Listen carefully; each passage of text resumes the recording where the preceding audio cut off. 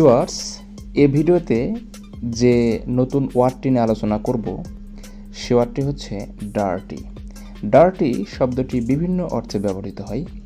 প্রথমে আমরা দেখে নেব ডার্টি শব্দের সংজ্ঞা। দেখুন, ডার্টি শব্দের সংজ্ঞা দিতে গেলে এরকম বলা যায়: unclean or impure or morally offensive or dishonest, অথবা আনপ্লিজেন্ট অর আনফেয়ার, অর্থাৎ ময়লা, নোংরা, অশ্লীল, অসতী অথবা অসন্তুষ্টিকর বা অন্যায্য কিছু, এরকম ডার্টি সংজ্ঞা হিসেবে দেওয়া যেতে পারে। তো সেন্টেন্স দেখুন দুটি: the room is very dirty, it needs cleaning, অর্থাৎ ঘরটি খুব নোংরা, এটি পরিষ্কার করার দরকার। আরেকটি সেন্টেন্স দেখুন: he played a dirty trick on his friend, অর্থাৎ সে বন্ধুদের সঙ্গে অন্যায্য চাল খেলেছিল। তো ভিউয়ার্স, আশা করি বুঝতে পারছেন যে ডার্টি শব্দটি এক এক সেন্টেন্সে এক এক রকম বাংলা দিচ্ছে।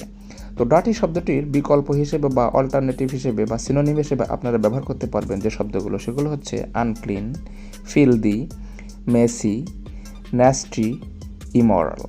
অর্থাৎ কেউ যদি ডার্টি শব্দ ব্যবহার করতে না চান বা কোনো চাকরির পরীক্ষাতে ডার্টি শব্দের সিনোনিম হিসেবে যে শব্দগুলো আসতে পারে সেগুলো সাধারণত এই শব্দগুলো হবে।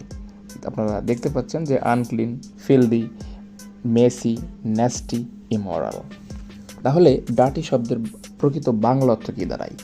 ডার্টি শব্দের প্রকৃত বাংলা দাঁড়ায় অপরিষ্কার, নোংরা, বিক্ষিপ্ত, নারীর ক্ষেত্রে অসতী এবং চরিত্রের ক্ষেত্রে অনৈতিক, এরকম অর্থে সাধারণত ডার্টি শব্দটি ব্যবহার করা হয়ে থাকে। আশা করি ভিডিওটি ভালো লাগলে আপনারা অবশ্যই চ্যানেলটি সাবস্ক্রাইব করুন এবং লাইক, কমেন্ট, শেয়ার করবেন। ধন্যবাদ।